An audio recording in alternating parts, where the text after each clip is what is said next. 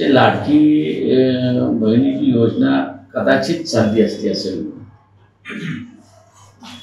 पण दुर्दैवाने मी असं म्हणेन की शिवाजी महाराजांचा पुतळा पाडला काही असेल ते पडला असं वाटतं तुम्हाला? माझा अजूनही शंका आहे, कारण मी मातीवरती पुतळ्यांची उद्घाटनं केली.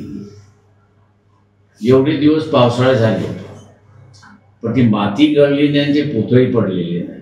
हा तर मेटलचा पुतळा आहे. शंका का उपस्थित होती?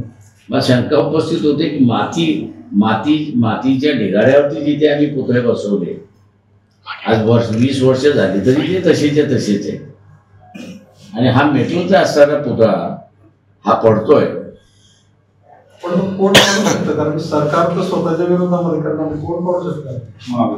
माहिती आता कोणी म्हणतो, मी म्हटलं त्याच चौकशी केली पाहिजे की पुतळा कोणी पाडला म्हणून. आणि दुर्दैवाने मी असं म्हणेन की लाडकी बहीण पाठीमागे राहिली आणि शिवाजी महाराज फोरफ्रंटवरती आले अशी गोष्ट. एबीपी माझा, उघडा डोळे बघा नीट.